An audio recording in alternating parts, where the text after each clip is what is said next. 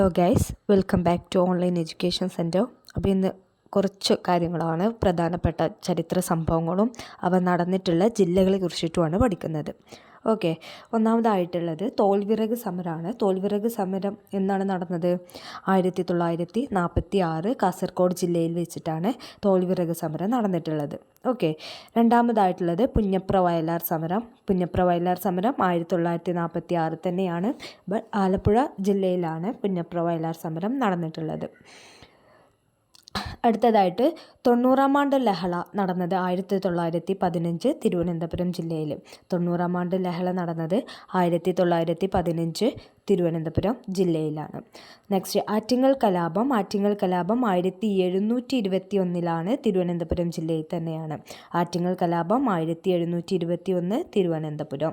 Next Kayyur സമരം 1941 കാസർഗോഡ് ജില്ലയിലാണ് നടന്നിട്ടുള്ളത്.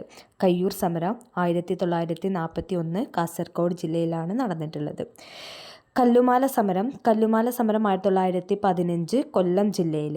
കല്ലുമാല സമരം 1915 കൊല്ലം ജില്ലയിലാണ്. നെക്സ്റ്റ് ഉദയംപേരൂർ സുനഹദോസ് 1599 എറണാകുളം ജില്ലയിലാണ് നടന്നത്. ദെൻ കൂനൻ കുരിശ് പ്രതിജ്ഞ നടന്നത് 1653 എറണാകുളം ജില്ലയിൽ.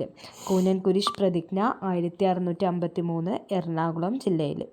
വൈദ്യുതി സമരം നടന്നത് 1936 തൃശ്ശൂർ ജില്ലയിലാണ്.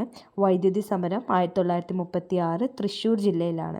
കുട്ടംകുളം സത്യാഗ്രഹം നടന്നത് 1946 തൃശ്ശൂർ ജില്ലയിൽ തന്നെയാണ്. കുട്ടംകുളം സത്യാഗ്രഹം നടന്നത് 1946 തൃശ്ശൂർ ജില്ലയിൽ.